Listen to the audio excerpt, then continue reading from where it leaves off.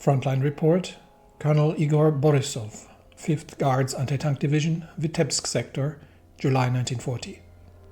Despite the earlier heavy losses in the Baltics, the Germans are still able to field capable and numerous tank divisions.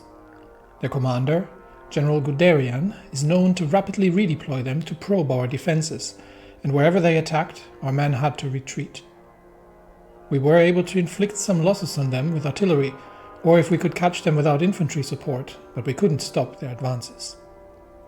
The earlier models, designated Sturmpanzerkampfwagen II, had relatively thin frontal armor, and we were able to use our 25mm AAA in direct fire missions to take them out at uncomfortably close ranges, if we could set up an ambush to slow them down. This has changed with the arrival of the newer models at the front. The 3 and 4 designated variants of the Sturmpanzerkampfwagen have significantly improved armor, and we lost many good men in ambushes that were unable to get the kill on the first shot. After the retreat to Mariupol, we have been redesignated as anti-tank specialists, and we've been given captured German 37mm AT guns. We managed to use converted shells from our earlier Ascot AAA guns, but even with those, we have to get perilously close to the enemy and rely on costly ambushes to deal with them. Given the surprising number and quality of enemy armor, we hope that HQ will come up with a better solution soon. Until then, we can only advance in places where the panzers are absent. Guderian has concentrated a total of 14 tank divisions along the line at the Vitebsk sector and is trying to run a massive advance here. We are relatively well dug in, but we've still got some of the anti-tank guns that need to get in, or the anti-tank divisions that need to get into position here and help out with the defense wherever they are. Now, unfortunately, the tanks are massively faster than our infantry divisions, so our deployment is always getting somewhat interesting. But with that said, so far mostly we're able to hold them back. But that's pretty much all we can do, and we're using captured German anti-tank guns to do it, which are not able to actually penetrate the enemy tanks properly. So we can do some damage to them, especially if they're running the older models, but it always depends on how well armored the panzer divisions are and what models they're actually running with. Plus, the German industry obviously is still vastly superior to ours, so there's that. That said, the concentration of the enemy armored spearhead, if it can be held back, means that in other places the enemy isn't concentrating their armored spearhead, which means that's where our own units are actually capable of operating relatively freely. So we are currently a little bit at the edge of supply, but we've captured the southern bank near Kherson, and we will be the left river bank, and we'll be moving into Crimea hopefully from here, if we can manage to take the supply hub and then cross the straits here successfully, and then wipe out whatever is here, which deprives them of one port. They still have Odessa. So they will still maintain a presence in the Black Sea, which has currently 47 mines in it. But we're waiting for potential there were potential naval invasions to be launched from the Baltics. However, our mining operations have caused sufficient problems for anybody trying to pass through and land behind our lines in the Baltic states, that we're at this point, I think, in a good state. So this reinforces the naval strategy of not risking an all-out war against the enemy using our aged fleet. But instead relying on mining primarily to keep the coastline safe, and we will use the fleet more wisely in the future. Hopefully, it's all about preserving our strength there, because obviously The construction is more or less wholly focused on building up military factory and arms production, because that's where we are still very much behind, and where we need to improve. The production of aircraft needs to happen much more rapidly, and especially the production of tanks as well. So right now we've built up a few heavy self-propelled artilleries, but we haven't actually gotten around to building up actual infantry tank divisions, simply due to a lack of industry. Talking about which, we have a few decisions that we can still take, and we are starting to get to the point where we have most of the military staff filled out. We have one position open in the military high command and one political advisor still to bring in, which means we can potentially spend a bit of political power on other things that are going to be useful. Now, the railway in the east at this point, not so much, especially that the Japanese Empire has joined the war, well, not on our side, but against German East Asia. So that means with the Philippines on the side of the Japanese Empire, that means that we are not necessarily needed in defending the eastern flank all too much. We have a few potentially a few free military factories. However, I am at this point more interested in the trade decisions, because we can do the American trade, which is giving us plus 0.04 political power and 5% consumer good factories, research bonus, and 500 trucks. Or we could do the other two, the Anglo and the Russo-Indian trade, which in combination would give us, I think, the same, but we'd get 500 convoys. We'd get 100 convoys. So I think I don't need the convoys. I'm going to go with the American trade, and we'll get that sorted, because that also saves us more on the power projection. I don't know how much we currently have. I keep forgetting where. Oh, up here. That's where it is. We've got 25 power projection, so we can't invite the Greek or the Serbians at this point, and I think the reason for that is that they're at war with each other. So the Greece is fighting the Belgrade Pact, and as long as that's ongoing, we can neither invite Serbia nor Greece. So that's not much we can do there, but where we can get the American trade going, which is going to further reduce the amount of consumer goods factories, I think.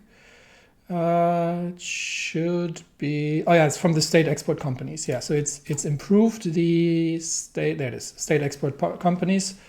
Or I don't know if that still comes in, because the political power gain should be higher. But maybe once the treaty is signed, that'll be higher. Then we have more factories available. We do have to keep an eye on the air situation. So currently, most of the enemy air raids are launching from Kharkiv, obviously very close to our borders. They have a base in, I think it's pronounced Chernihiv, but I'll have to look that up again. And in Syczeslaw. So that's sort of the major concentration on the Ukrainian front when it comes to airs.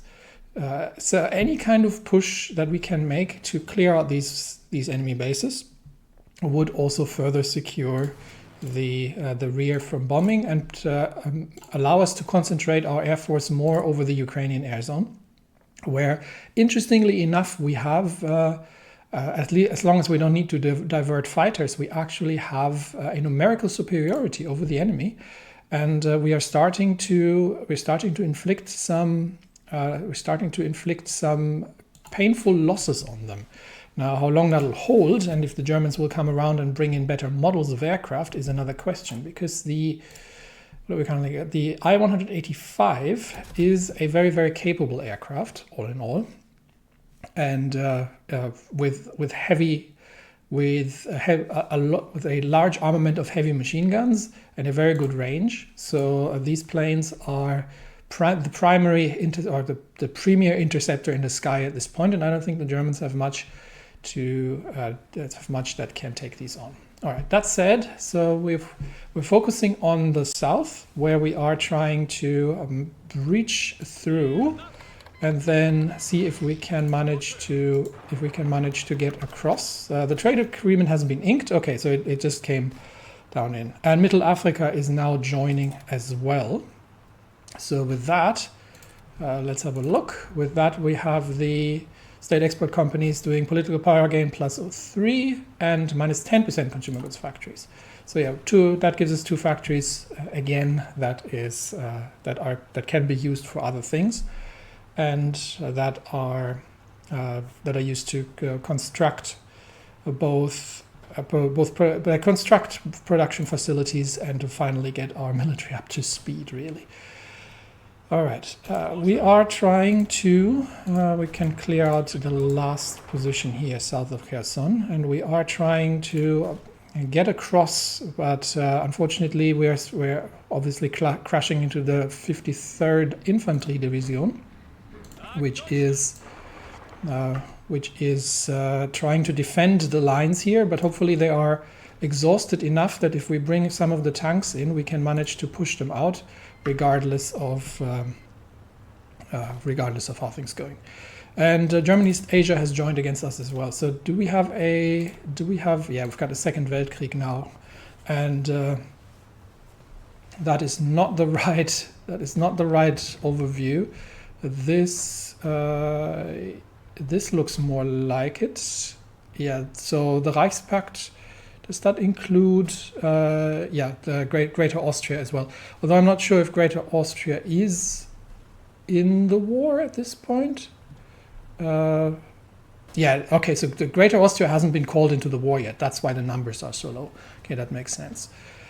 All right, it's getting mighty confusing, especially also with the loss numbers. I think this is still the best indicator of the losses that they've taken so far, and combined German-Ukrainian losses have passed 500,000, which is about a 10-to-1 loss ratio against us, which is a good variant, and goes to show that we are holding the lines here where possible. All right, this is a major assault here as well using panzer divisions, but we should be able to hold against that river crossing as long as Vitebsk can hold. That's sort of the major. That's the major part here. Right, we've got the divisions. Distributed against the tank operations, but it looks like most of the German armored divisions have moved off after their attempt and are moving south potentially to. That means we're going to have to move them again. Moving south potentially to try and take down this sector here. I'm seeing more concentration now here, so we are going to redeploy along these lines and to hold off or potentially push back the enemy German armored assault. Everything else is reasonably quiet. There's a slight Ukrainian light tank counterattack from Kherson, but I think that's going to be reasonably easy to be defeated. And here the question is, can we push back the 53rd Infantry and get the tanks across the water quickly enough? So far, they have stopped bombing runs onto the Russian mainland, and they're concentrating. Yeah, they're concentrating pretty much on the Ukrainian side, but I think the majority of the German Air Force is being deployed against France. So that is where I think most of them are.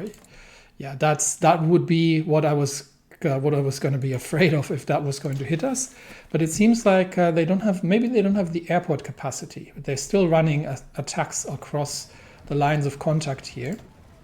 Some of them from the Belarusian Republic, but also all along the lines we get reports of contact. But our first focus right now is to manage to get across into Crimea and we should be getting supply, because I think it's going to be 7 days until the lines are connected, and we get supply from Taurida here, and then we can make our way. But we'll as long as we can maintain, as long as we can get the beachhead, everything else from there is going to be just clean up. So that's something we can do later. Now I'm going to give these 3 tank divisions their own front line here, and their task is going to be to take Sevastopol, cut off the defenders at Kerch, and then we can bring the infantry through. Morocco and Greater Austria have joined as well now. So right now we can see this is still not. This is starting to look correct. I think this is starting to look correct. So we're evenly matched at this point with everybody joined, and we have. Yeah, we've got the Third International, the Co-Prosperity Sphere, the Tabriz Accord, Armenia, you do you, and the Moscow Accord against the Reichspakt, which now includes Greater Austria, and the Cairo Pact, which still includes Egypt and the Emirates in the south. But this is the main. This is our main enemy, and the losses so far are looking positive on our side, but the amount of industry is not to be underestimated. So that's 300, 900. It's about I'd say we're about evenly matched in industry, in manpower, in fielded manpower. So it's a very even war at this point, and we will see how that develops. Kingdom of Siam is asking for a non-aggression pact. I am happy about that, and Burma as well. We have no further interest in conquest in East Asia. German East Asia obviously is now having their hands full with the Kingdom of Siam, which has joined on the side of the Japanese Empire, and well, they've got all the resources from East Asia, so that's going to be a major problem in terms of production for us. If we are to crank up air production, we might have, who can we still trade? Who could we still trade rubber with? Yeah, there's very little available rubber, because the Kingdom of Siam would be the only one who could still deliver some. So construction of additional synthetic refineries is going to be relatively crucial. So I'm going to schedule another one, and I'm going to get another one to set up. Yep, probably. And then we do need additional military factories. So as things complete in terms of infrastructure, we can also more rapidly build up the military factories. How's our supply situation at the front lines? We're looking okay. Khrushchev is holding supply-wise, and we may even be able to supply the Azerbaijanis and the Georgians here. Let's try that, see what that looks like. Other regions, obviously, we're waiting for the railway connection here to be completed before we can make any further offensive operations. And we do have to keep a very close eye on where the German armored divisions are heading, because it's a matter of getting the anti-tank divisions in place by the time the German armor is moving, and Guderian is moving the armor around left, right, and center. So we have to keep a bit of a close eye on where. Okay, they're moving north again. I think these positions. Yeah, this position is looking critical actually. I'm not sure they can hold here. We have limited fortifications, so we might actually strengthen the lines behind this salient in case, and we'll have to prioritize that with additional field works in case we lose this. In case we lose this forward position, then we have We have strengthened the outskirts of Khrushchev, because that is a vital supply hub for the area. So if we end up losing this position, that would be something we could do. We could get some additional divisions in, but we've got the 12th Army moving south as well. We might be able to just throw 2 divisions from the 7th over here for temporarily, just to reinforce the lines and make sure that we're holding there. Otherwise everything else looks relatively stable. Okay, the third is supply-wise.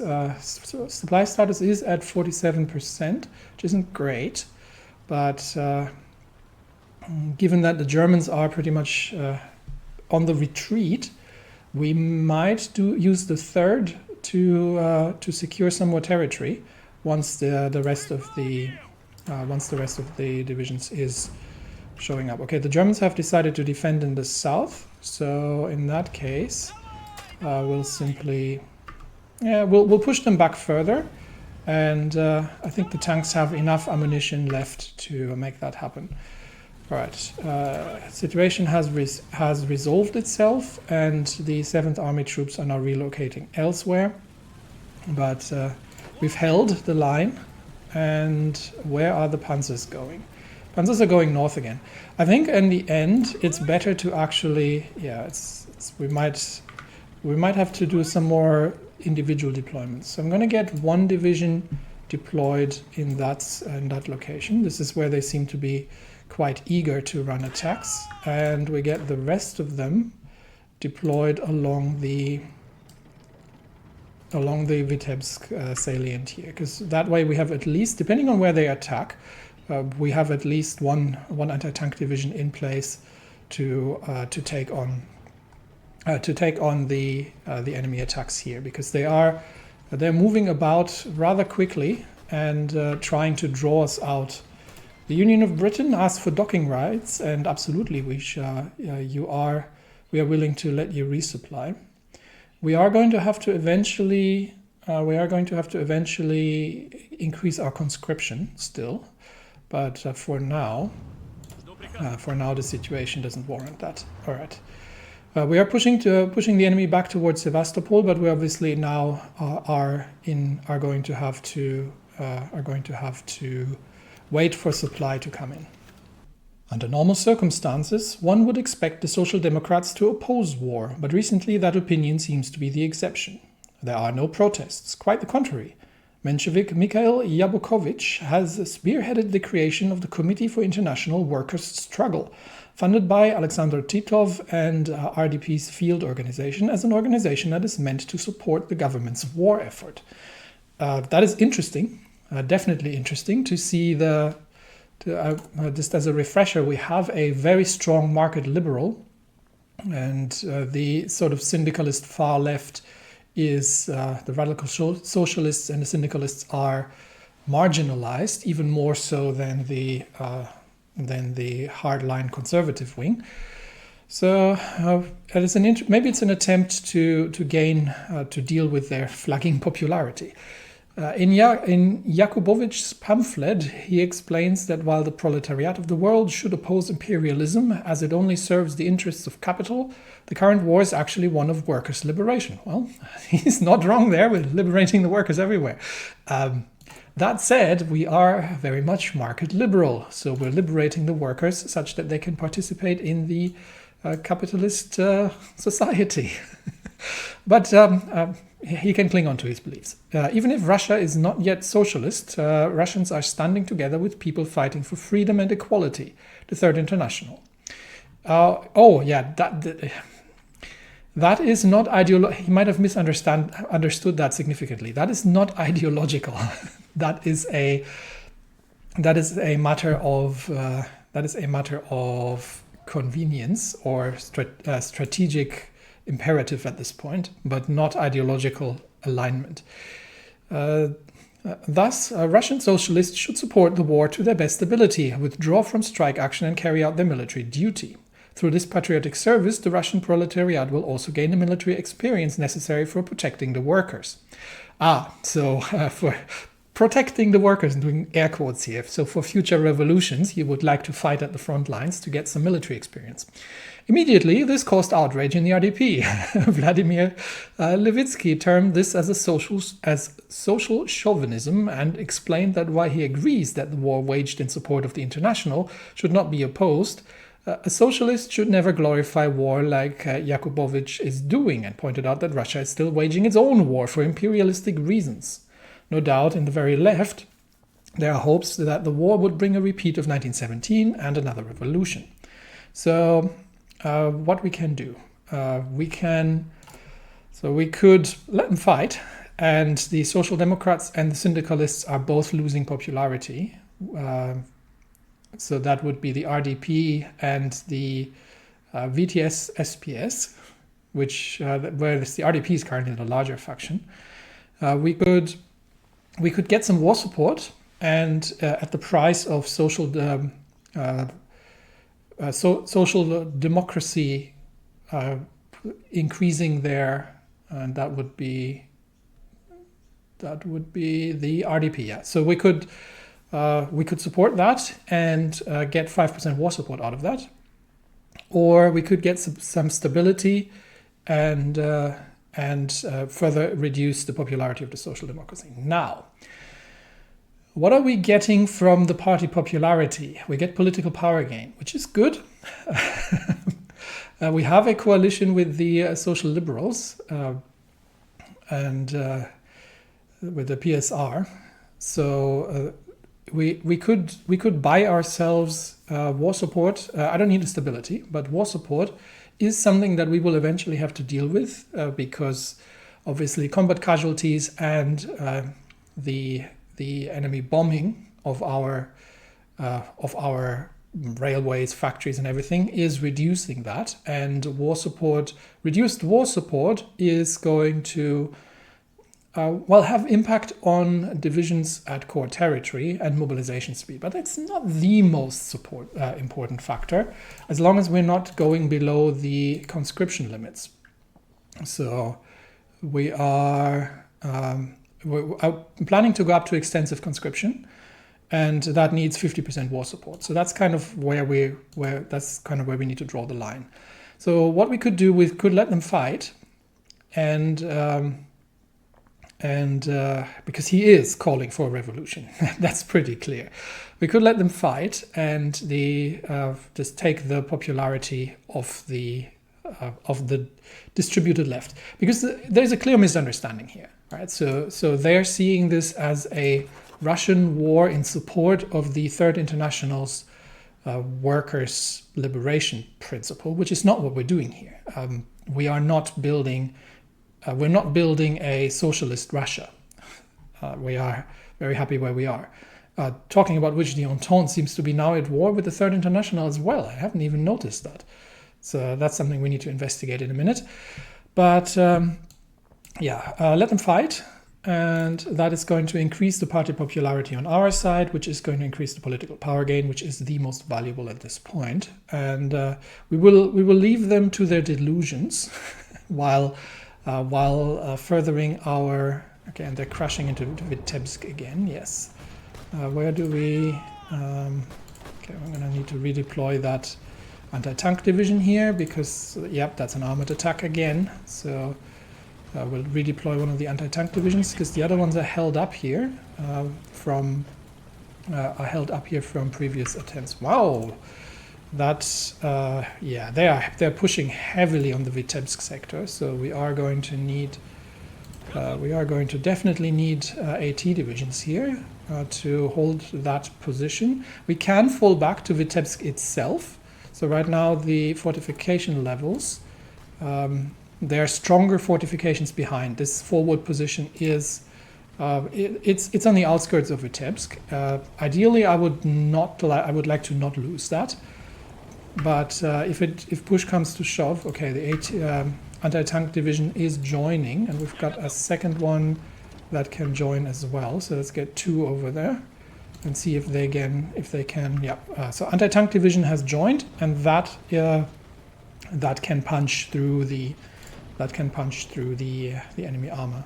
The Georgian 11th is running a valiant but potentially inevitably futile attempt at a counterattack here. And I don't like Guderian's positioning, to be honest, but we'll bring the 4th anti-tank division in as well.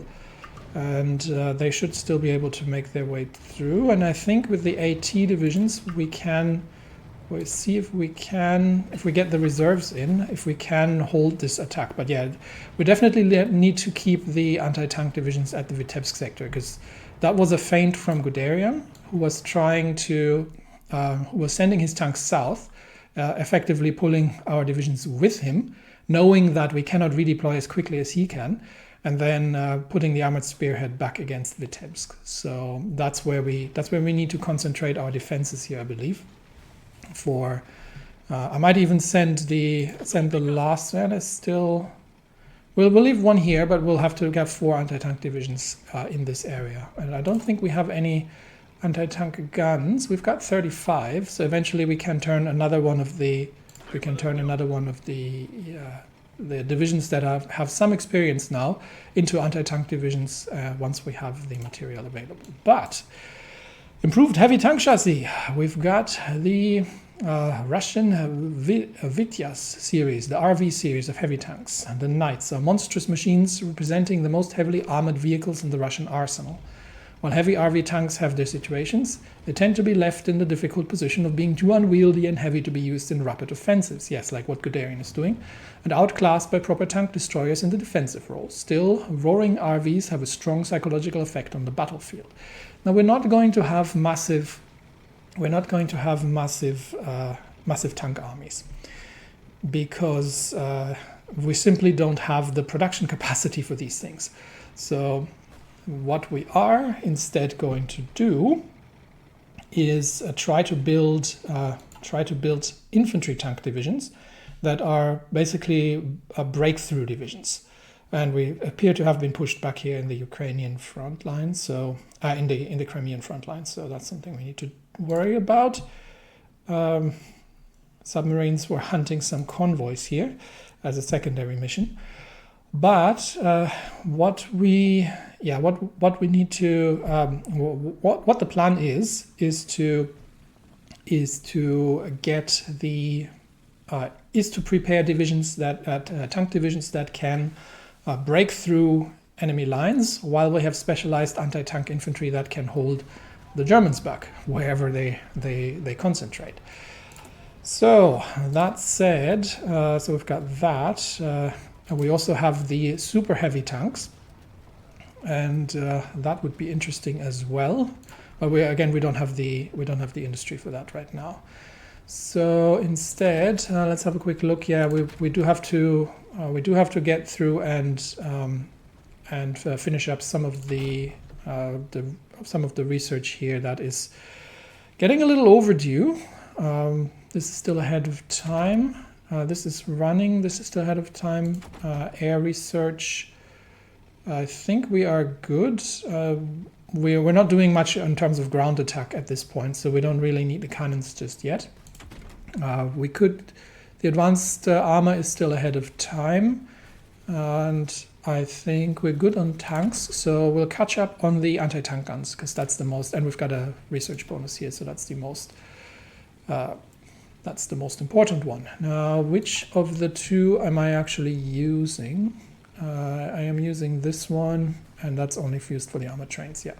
So we are going to research that on the Obukov.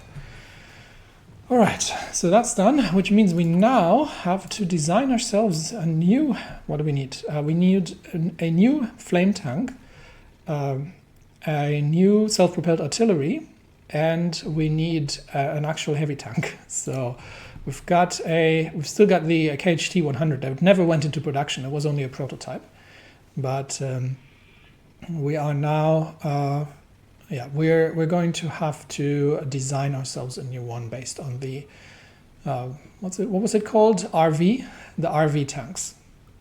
Actually, given that we get the improved heavy cannon in once we have the F40, the 57mm anti-tank gun researched, I'm actually probably, and that's only going to take 57 days, I'm going to hold off on designing the actual tank, and I'm just going to get the self-propelled artillery going, because currently we're using the medium howitzer. I don't think we actually have the heavy howitzer. Let me have a quick look where that is in the research tree.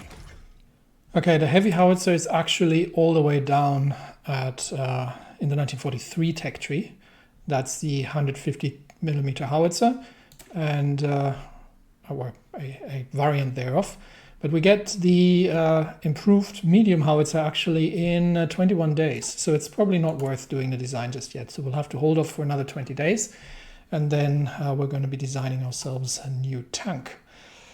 France would like to resupply ships at ports. Yes, we're very much aligned on this at the moment. We have been pushed back in Crimea. So right now it's a question of supply. So we have to wait. Where's it lacking still? We should be having supply, to be honest. It looks like the railways should be connected. So I'm not quite sure why we don't have supply yet. But enemy troops are now coming in. So we'll wait until the supply situation is cleared.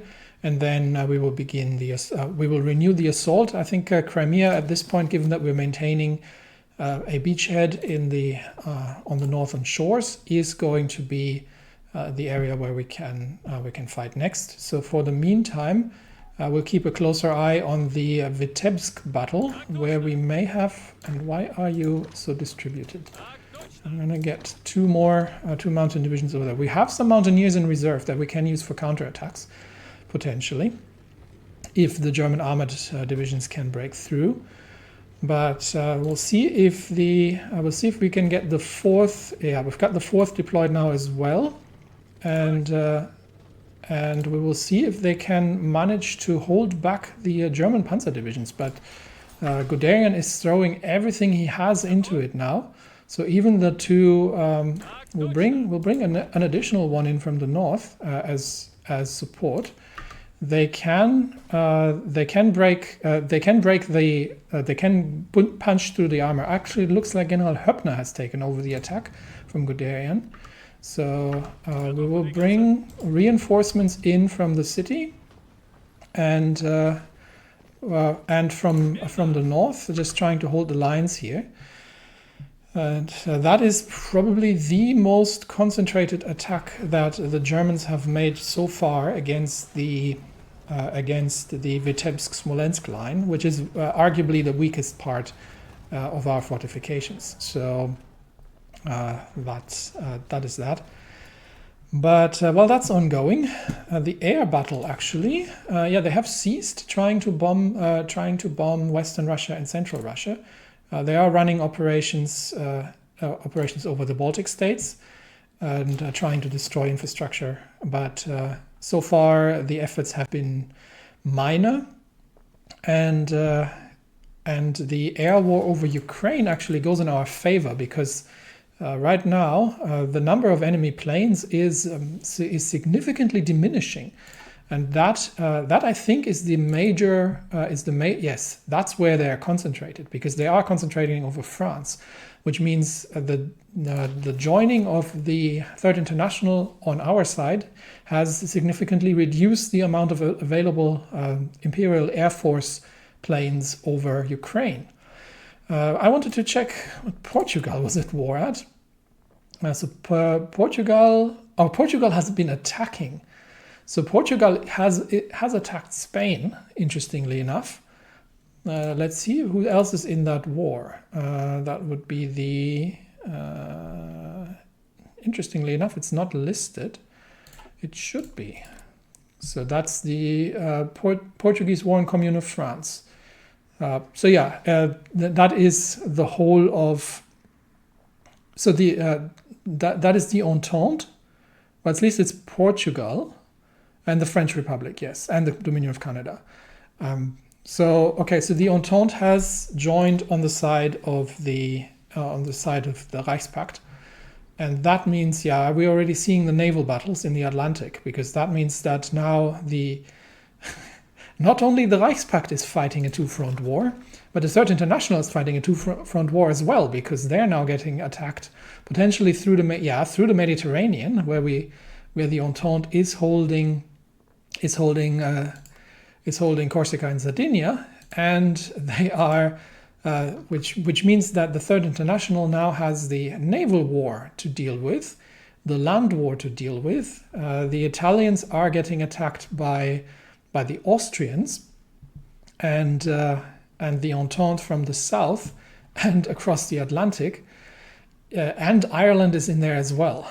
That means Australasia is probably just in support, but they might be taking on the Imperial Japanese fleet in the co-prosperity sphere in the Pacific. So we truly have a world war now, where everybody except the Russian and the Moscow Accord is fighting on two fronts, really. Whereas it looks like Persia has sort of managed to make their way all the way up to to Suez, but it's now stuck at the canal, trying to get across. That will leave them to them. The Ottomans haven't joined anybody, and the Balkans is still busy with itself. So this is it's a window of opportunity. Let me put it that way, because if that air force shows up on our front lines, then we're in big trouble. Now we've got 3 dockyards, so. That is something that we need to see what we can do with those. How many dockyards do we have available? 8 dockyards. Okay. Now I would love to start refitting the Baltic fleet a little, if possible. We've got 4 battleships, 1 of the Ismail class and 3 of the Sevastopol class. All of these are they're from the last Weltkrieg, so they're somewhat outdated. But if we look at the design. Yeah, they could probably do with just with a general upgrade. So that would just upgrade the AA. We don't really have improved armor plating, and we could fit. The problem is that we don't have the techs for it. So for upgrading, we actually need the equipment conversion techs, which is going to significantly improve the conversion speed. And we could use the which one is it? Naval Command. It's not this one. Yeah, we could use the integrated. No, that's the naval refit yards. Yeah. So if we switch to the naval refit yards, then we could get the ships upgraded significantly faster. That said. This would just improve the AA. So there's not actually an awful lot we can do here, because we haven't got researched on. We could add radar to it, but that's not useful for a battleship. And we could add a designer to it, but that is not going to. That's just giving me a research bonus, but there's no actual equipment bonus in it. So there's not an awful lot of point in trying to upgrade the battleships at this point. What else do we have in the Baltic fleet? Now we do have a few of the relatively capable Admiral Makarov class, Admiral Nakimov class, and these are it's not these ones. Admiral Ushakov class. Hang on, let me clear that out. So I'm getting confused here between real ships and the ones I came up with. The Admiral Ushakov class. Yeah, these things. We have a few of them. We've got we have the Admiral Sivers and the Admiral Menshikov. So 2 of them at this point. I think we'll just build another one, to be honest, because any kind of refits are not really going to be worth it at this point. And what are we? We've got 7 capitals, so we're good on. We're sort of good, but we could also start building a few destroyers, because we don't really have an awful lot. So we could start hunting some things. Let's have a look if we can get a, what's our research? We haven't done any naval research, so there's really, we've got the 1936 lightship, so there's something, but yeah, all the other research is completely lacking. So, destroyers could be produced relatively quickly, however, and they might have a bit more flexibility than the Admiral Ushakovs. So, what do we currently have? We've got the leader class. That is a bit of a weird design. So, what we could do is upgrade that design a little, give it better AA. And we could get it. A second set of torpedo tubes. I'm actually thinking almost of sticking a radar onto it. Why not? We could use these as scouts as well. I usually prefer to use cruisers, but we're fighting in the Baltics anyway. There's not a range restriction really, so these could be used as scouts. And that would be, and then we could throw some depth charges in there that would enable them to take out enemy submarines more effectively. So it would be a bit of a multi-role ship really. A scout, torpedo gunboat, and we would give that leader class B. Not really. I think that's almost. We're going to call that the Vitebsk class. So that's that, and we can actually now start using one of our MIOs on the naval side. We've got this one, which is destroyers and cruisers, so we just keep using it. And I don't know what that does. That give anything other than research bonuses at this point? I think not really. Okay, so that's the Vitebsk class of destroyer, and we'll save that design, and we'll produce a few.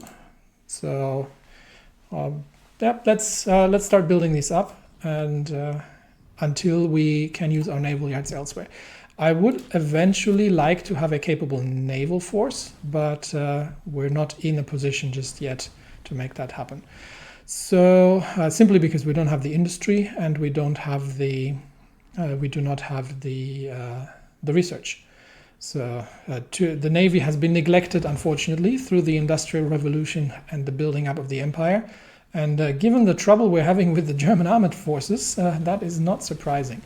Right, the big question, can we hold the Vitebsk position? Otherwise we might have to fall back there. So we've got more troops coming in to support the lines. Okay, we've got the Mountaineers now helping out, as well as although the Mountaineers don't have the equipment to deal with the tanks, but they can deal effectively with the accompanying infantry.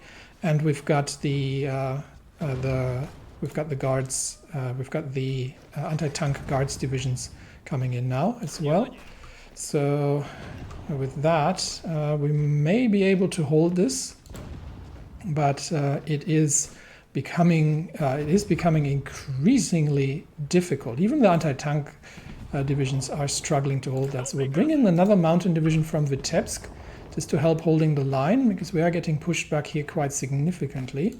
So we've got the two anti-tank divisions under massive pressure, and Vitebsk, this is at this point getting seven German armored divisions. So I think what we'll do is we'll concentrate the lines here, bring the anti-tank divisions around, and we're bringing our last reserves here in the famous 64th Mountain, trying their best to hold back the German assault here at the lines, and it is getting significantly harder as we go. So Belarus has actually no air support. What we could do, given that they have, we could move them to the Vitebsk airbase and see if we can drop some bombs on the enemy tanks, given that the enemy air force is completely busy over Ukraine. and getting shot down in increasing numbers, really. So we are facing, what are we facing? Come on, there we go. So Bf 109s, a few Focke-Wulfs, but the rest is, the rest is older equipment. So they're actually really prioritizing the other front here. And it looks like, at least by eyeball, I'm not sure if I'm not sure in which way this is going, but Austria is definitely making inroads into the Socialist Republic of Italy. So the southern flank here is coming under pressure. Now we'll see how the war goes on the French front, and if the Entente can manage to win the war at the sea and land their forces in Europe. That will be a big question as well. Now, no further attempts were made at trying to break in the Baltics here. So we'll see how that goes. Okay, do we have supply now? Yes, we have supply. All right. So in that case, I'm going to get the rest of the tank divisions moved. And we should be able to, I don't know if they're shipping in, it looks like they're shipping in additional troops via Sevastopol.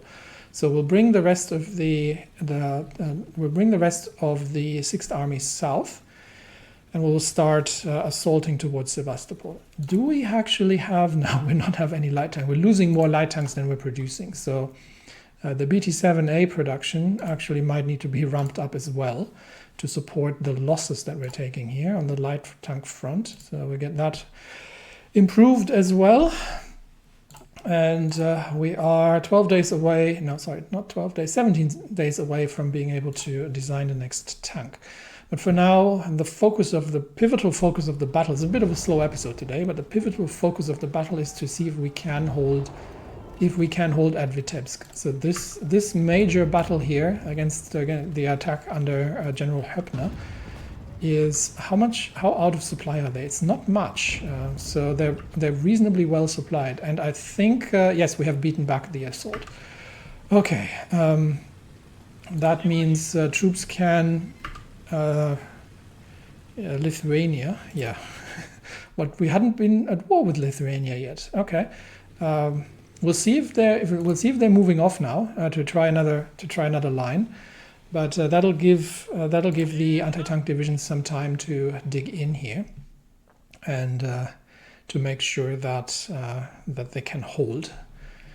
And building up additional fortifications here in case we need to fall back near Khrushchev, and we might also, while there is a lull, increase the number of increase the field works near Vitebsk, and make life harder for the Germans as things go. All right, where is my railway gun actually? I keep losing these things. Let me find that quickly. Okay, found it. It's in Mariupol.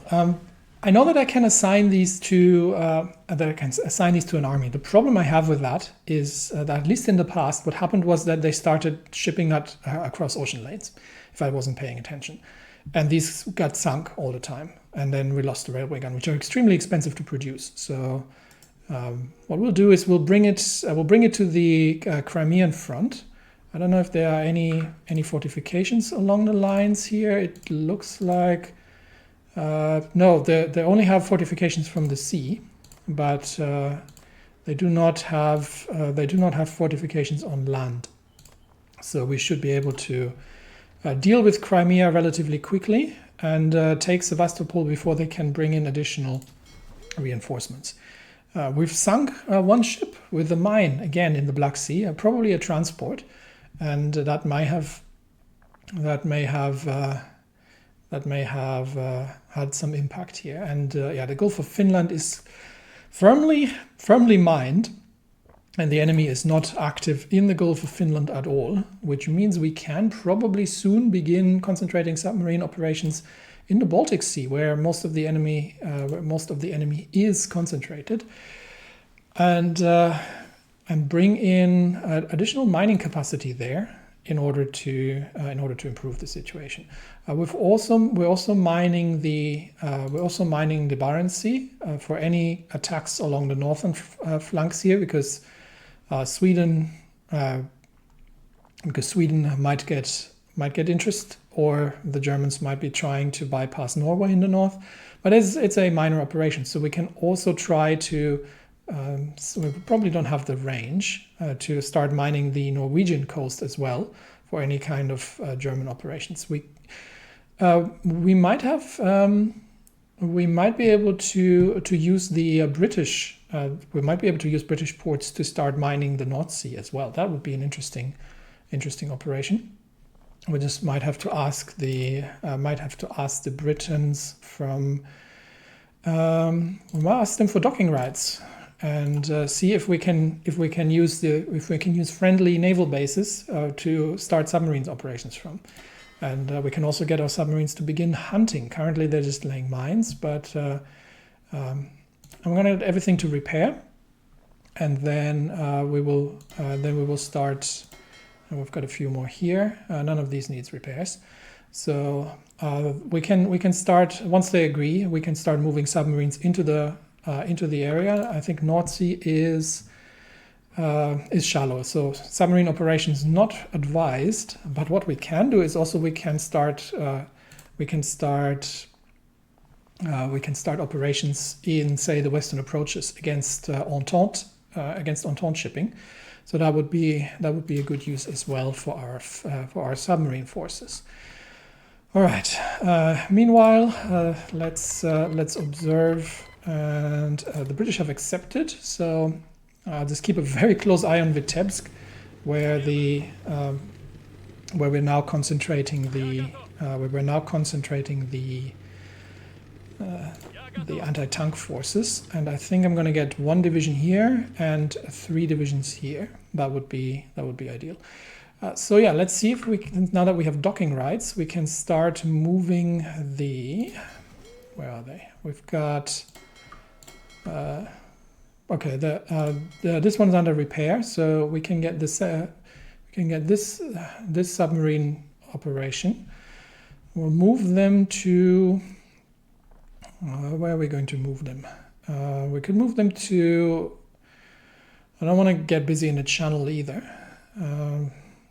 We can move them to the naval base in Lanark, and I might actually have to separate these out into a different fleet. So these should be. That would be a different fleet. I'll organize that. And with that, the third Russian fleet with 13 submarines is moving over to begin hunting enemy convoys in the western approaches. Because if the Entente is trying to land additional troops in Portugal or in further operations against the International, then we can assist with the war in the Atlantic by hunting these down, and that's what our submarines are relatively good at. And we'll reinforce that with the 3rd Brigade, 3rd Submarine Brigade once it is completely repaired. Actually, we can, everything that's on the way to repair, everything that's going to be repaired, then and refueled, and then we'll get them to join. And we can probably include. I could include the. I don't know if we have range for the North Atlantic route, but we can include another sector to begin hunting for convoys. Meanwhile, in Crimea, tanks are moving into position on our side, and the railway gun is underway as well. So while we are reinforcing Vitebsk, and it looks like the Panzers have moved off again. I don't know if they are where they are going now. It could be that they're trying the southern attack again. But this is Guderian's tactic here of trying to pull our forces apart and give them no opportunity to prepare for any assaults. We are launching the final attack on Crimea. We are relatively successful in our air battle over Ukraine, inflicting painful losses to the eastern Reichspakt states. while Germany is busy grinding the air force of the International down, which seems to be currently concentrating on the Low Countries, but the assaults in northern France are going to be suffering tremendously from German air power. So that we'll see how the war on that front develops.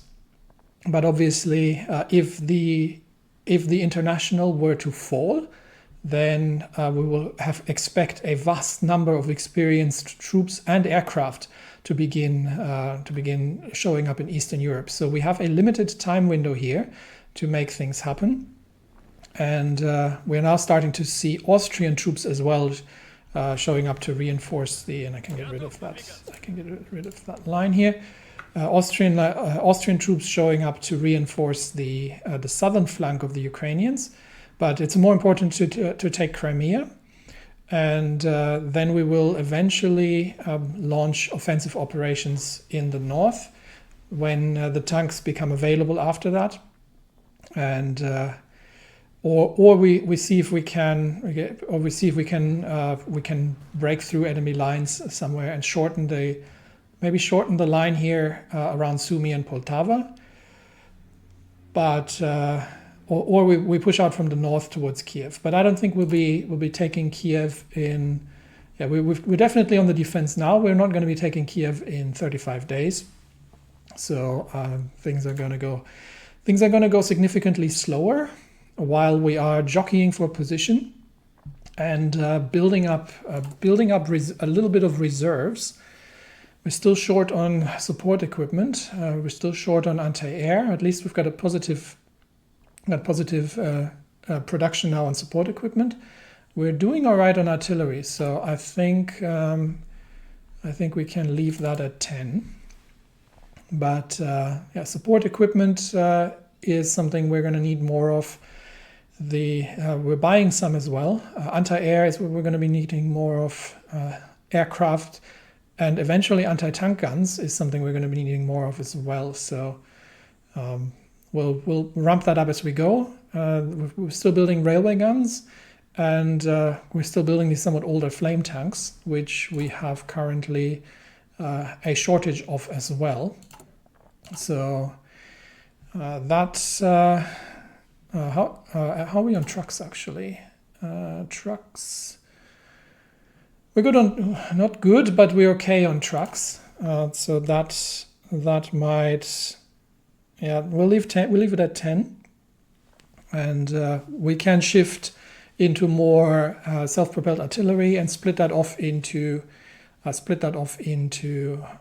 actual heavy armor. So the main focus is going to be to start building up some armor, some tanks for breakthrough. We still have to find ways to resupply the light tank divisions that are still very vital to our operations, especially where the German armor is not. And we'll take it step by step, but this is the point in the war where the shields and swords have been locked, and both lines are starting to push. Last thing I'm going to check, sorry, it's a bit of a slower episode today, but to quickly check the resistance. We are on martial law, which is really not great for compliance.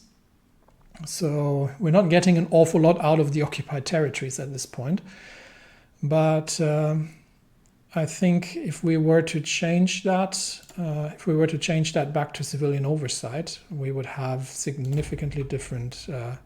We'd have 34% resistance targets. So that's simply not an option. Martial law will remain in place until we have sufficient manpower and equipment to deal with suppression. And all right, so once the railway gun arrives in Crimea and the tanks are there, then we'll launch the operation to liberate Crimea. We'll take Sevastopol in a thrust, and from there on then wipe out the rest of the Reichspakt troops, which gives us increased options over the Black Sea. If we manage to take Odessa, then the Black Sea is basically Russian territory. And we could start operations into the Mediterranean, but don't see that quite yet. Anyway, we'll continue this in the next episode.